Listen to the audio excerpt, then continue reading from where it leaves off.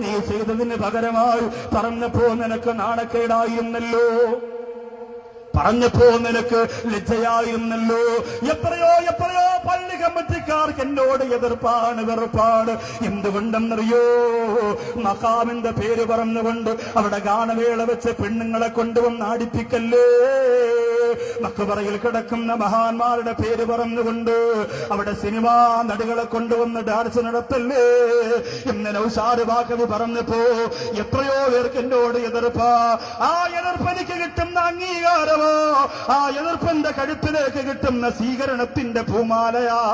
എന്റെ പ്രിയപ്പെട്ടവരെ, കേട്ടുകൊള്ളുക, കേട്ടുകൊള്ളുക. നിനക്ക് ദുനിയാവാണ് വലുത്, നിനക്ക് അധികാരമാണ് വലുത്, നിനക്ക് പണമാണ് വലുത്, നിനക്ക് സുഖമാണ് വലുത്. കള്ളും പെണ്ണും പണവും കഞ്ചാവും സുഖവും ആനന്ദവും ആഡംബരവുമായിട്ട് ജീവിച്ചു കൊണ്ടിരിക്കുന്ന നിന്നോട് നിന്റെ കാതിലേക്ക് ഈ നസീഹത്തുകൾ അങ്ങോട്ട് ഇറങ്ങിച്ചെല്ലട്ടെ. എന്നിട്ടാരും കാണണ്ടടാ, ഒറ്റയ്ക്ക് പോയി പള്ളിക്കകത്ത് പോയി പൊട്ടിക്കരഞ്ഞോ, ആ മക്കാമിൽ പോയൊന്ന് സിയാറത്ത് നടത്തിക്കോ, ആ മഹാനുഭാവനോട് പൊരുത്തം ചോദിച്ചോ.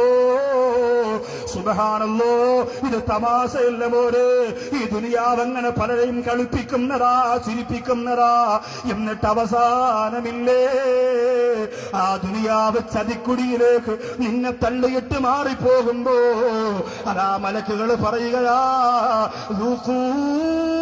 ആസ്വദിച്ചുകൊള്ളുക, ആസ്വദിച്ചുകൊള്ളുക.